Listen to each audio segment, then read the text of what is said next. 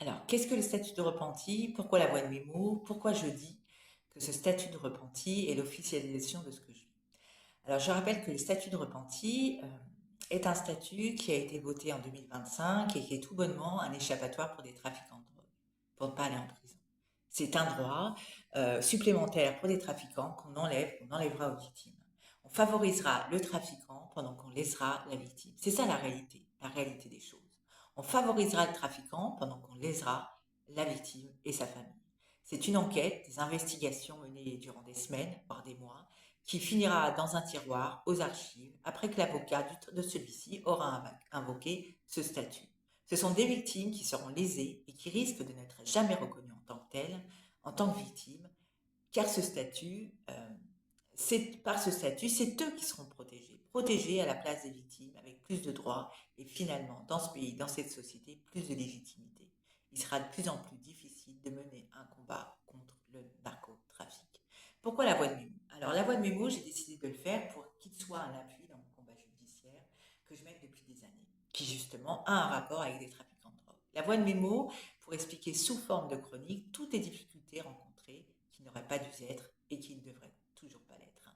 Que je suis lésée dans ce dossier et qu'en plus de n'avoir fait vivre une insécurité quotidienne dont j'ai réussi à sortir, mais qui a été et durant beaucoup trop d'années, je vis une vraie injustice et un phénomène invraisemblable. Pourquoi je dis que ce statut est l'officialisation de ce que je vis?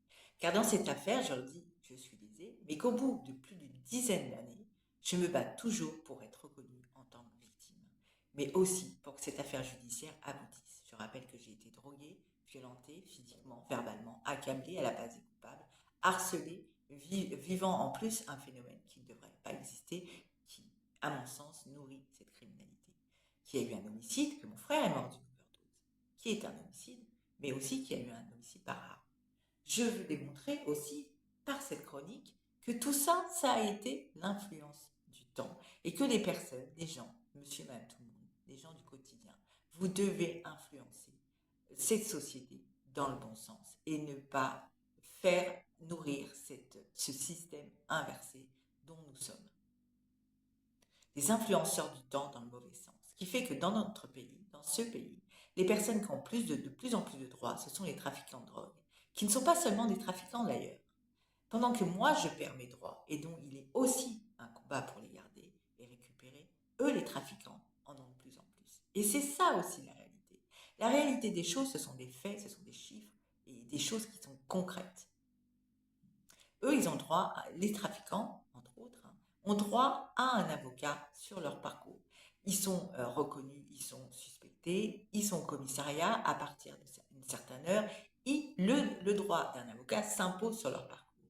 Moi, en tant que victime, à aucun moment le droit d'avocat s'est imposé dans mon parcours. J'en ai contacté, et ça, j'en ferai une chronique aussi, parce que ça fait partie des difficultés que j'ai rencontrées, malgré des dossiers que j'ai faits, que j'ai contactés, que j'ai appelés, où je me suis déplacée. C'est une réalité. Mettre autant d'années à avoir un avocat dans ce pays, ce n'est pas acceptable.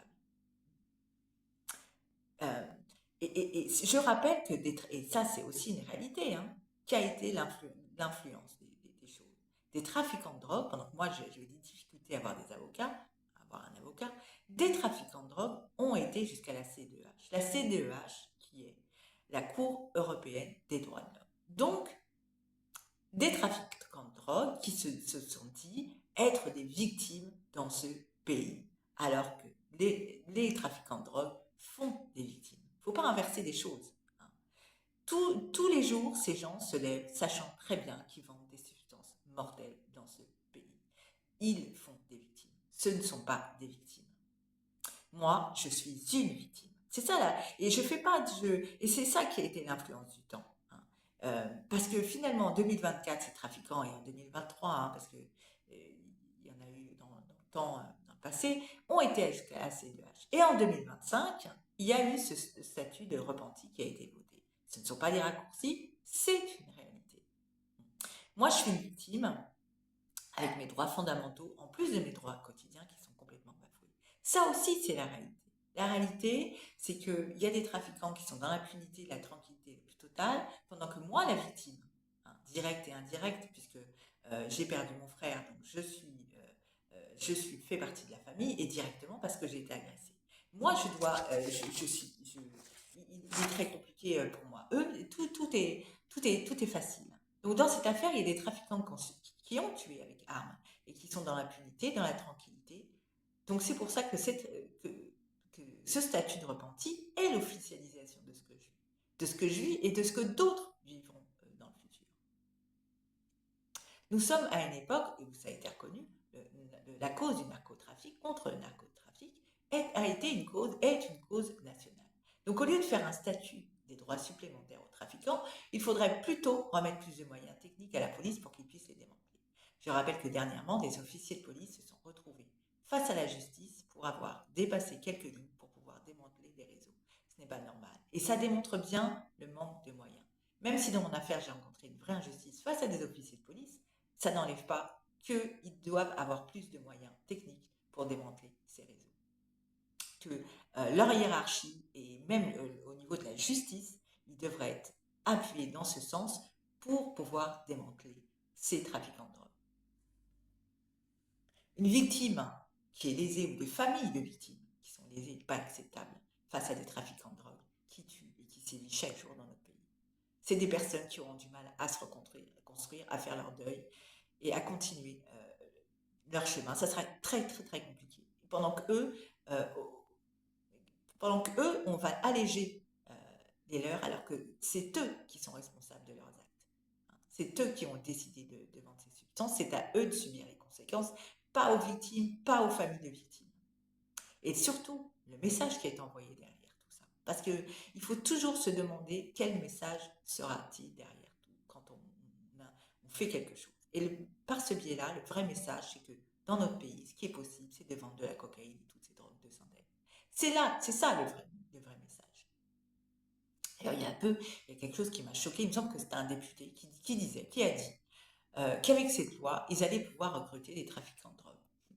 Alors, moi, je dis, à quand dans ce pays, on rémunérera ces repentis? Parce que recruter, quand on recrute, c'est qu'on va leur fournir un salaire. Quand on recrute quelqu'un, donc à quand, dans ce pays, on va commencer à rémunérer des trafiquants de drogue dans ce pays? Ils sont partout, à l'Assemblée nationale, dans tous les corps de métier. Ils sévissent et tout se propage. Ça, c'est parce qu'il y a ce système inversé qui est mis en place et qu'on leur donne beaucoup trop de possibilités. Et moi, je dis la dangerosité, c'est d'avoir laissé aussi également ces trafiquants de drogue rentrer dans l'économie française de notre pays. Voilà. C'est pour ça que je dis que ce statut de repenti est l'officialisation de la situation que je vis et que d'autres vivront et qui est inacceptable dans notre pays. Voilà. Nathalie, la voix de mes mots.